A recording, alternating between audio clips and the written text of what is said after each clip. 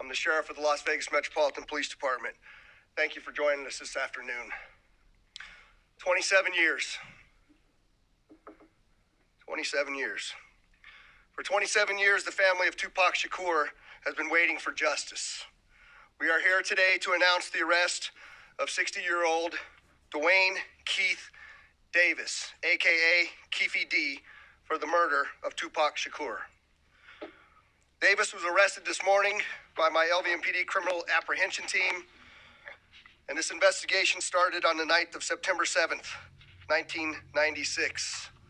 It is far from over. It has taken countless hours, really decades, of work by the men and women of our homicide section to get to where we are today. Several of those detectives that are standing here with us include Detective Cliff Mogg, the lead detective on this case. He is now retired. While I know there's been many people who did not believe that the murder of Tupac Shakur was important to this police department, I'm here to tell you that was simply not the case. It was not the case back then, and it is not the case today. Our goal at LVMPD has always been to hold those accountable and responsible for Tupac's violent murder accountable. Just like we do for every homicide victim in our city. Every single victim, every life that is lost is important and remains a priority to this police department.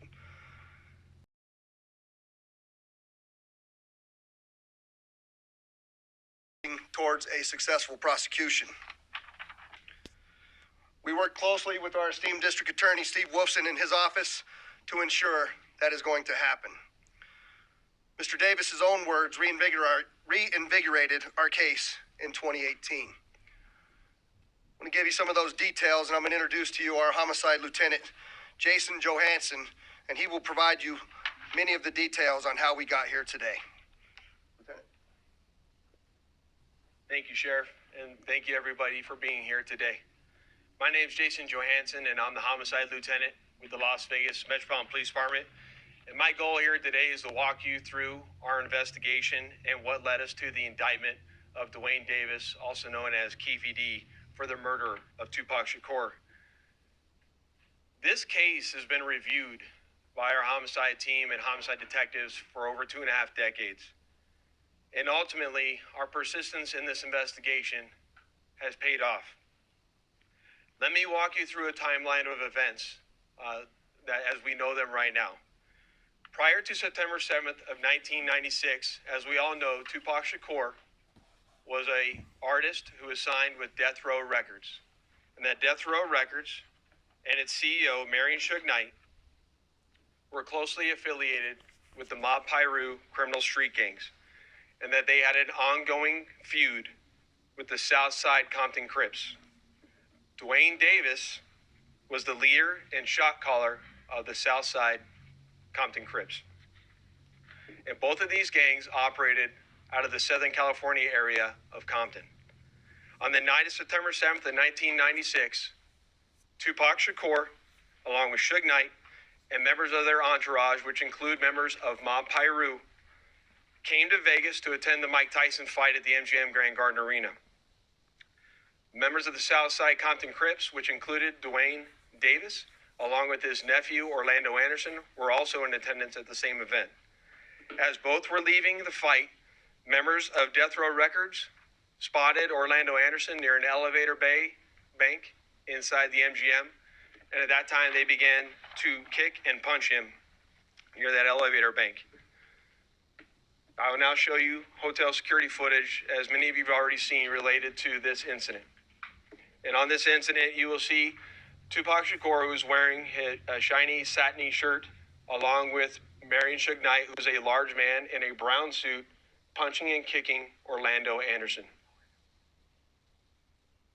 Following this incident, you'll see hotel security intervene, and then they will leave the area of the fight.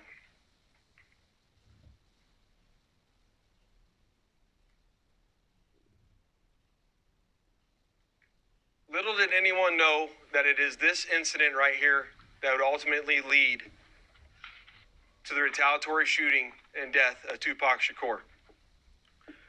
Following this incident, Tupac and Suge Knight both left the MGM to make their way to a post-fight party, which was to occur at a local nightclub. At the same time, word had spread amongst members of the Southside Compton Crips of what had occurred inside the MGM. And then that's when Dwayne Davis began to devise a plan to obtain a firearm and retaliate against Suge Knight and Mr. Shakur for what occurred inside the hotel against Mr. Anderson. After Davis obtained a gun, he entered into a white Cadillac along with Terrence Brown, DeAndre Smith, and Orlando Anderson. Based on our investigation, this is where we know they were seated. At some point in time, as they were in the white Cadillac, Mr. Davis took the gun that he had obtained and provided it to the passengers in the rear seat of the vehicle. As they were driving west on Flamingo Road near Koval, they located the black BMW, which was driven by Suge Knight, and in the passenger seat was Tupac Shakur. And as they turned around, they pulled up near the passenger side of that vehicle and immediately began shooting at Mr. Knight and Mr. Shakur. Following that shooting, the white Cadillac fled the area southbound on Koval, and after our officers arrived on scene, Tupac was later transported to the University Medical Center, where he was treated medically and died approximately 6 days later on September 13th.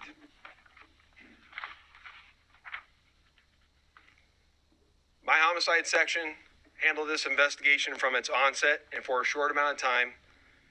And within a short amount of time, what we knew was that we were working a gang investigation where our victims, our witnesses, and our suspects were all from Southern California and not local to Latach. The charge of murder does not have a statute of limitations. This agency has been and is invested in solving our cold case homicides so that we can bring closure to those families and justice for those victims of homicide. And with that, I will turn it over to the Clark County District Attorney, Steve Wilson.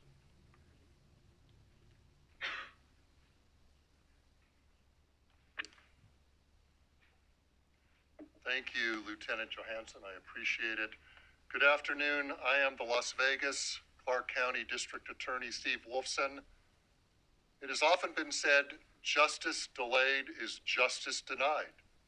It's a quote we hear often and for many, many years when talking about our legal system, but not in this case. Today, justice will be served in the murder of Tupac Shakur. I'd like to acknowledge the relentless work of the many Las Vegas Metropolitan Police Department homicide detectives. We've mentioned Detective Cliff Mogg many times, and we can't mention his name enough. He is the detective, along with his colleagues, that brought this case here today to you. A Clark County grand jury has indicted Dwayne Keith Davis with one count of open murder with use of a deadly weapon with a gang enhancement. Davis will appear in court in the next few days or so for a hearing to determine his custody status and to set a jury trial date. This grand jury has been receiving evidence for months and has determined there is sufficient evidence to justify the filing of this criminal indictment. I've assigned two of my top prosecutors, Mark DiGiacomo and Banu Palal, to prosecute this case. I know a lot of people have been watching and waiting for this day. Tupac Shakur is a music legend, and for a long time, this community and worldwide have been wanting justice for Tupac. Today, we are taking that first step. Tupac was actually quoted as saying, "Death is not the greatest loss in life. The greatest loss is what dies inside while still alive. Never surrender." Well, we didn't surrender thanks to the great work of the Las Vegas Metropolitan Police Department under the leadership of Sheriff Kevin McMahill, Lieutenant Johansson, retired Detective Cliff Mogg. I am proud to announce the return of this document. This is the indictment we've been waiting almost 3 decades for. It spells out the facts and circumstances and what justifies a Clark County grand jury in returning an indictment. Justice will be served. Thank you. News that Dwayne Keefe D. Davis had been taken into custody. Well, this has been, for me, kind of a 10-year journey since we put out our doc, Murder Rap, which was the first documentary that put out his taped confession that his crew did this. And my reaction is that this has just been a very long time coming, and very, very, it's just an exciting day to finally have this.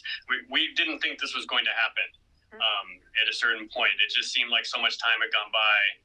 You started to wonder, is it really going to happen or not? But the wheels of justice turn slowly sometimes, and that was the case here. But they got it done. You said that you thought an indictment would be coming, but now you're saying you didn't think this would ever happen. So Sure. do you feel like it was taking too long? Because we had heard some rumblings that a grand jury was looking at this. I'll just say, initially we had heard that it was going to happen very quickly. It seemed like an indictment was, 6 weeks ago, an indictment was like happening, and then nothing. And we heard the grand jury was convening, and it was very airtight. They're not telling us anything. They aren't telling the public anything. So you do start to wonder after weeks and weeks go by if they're really going to pull it off or not.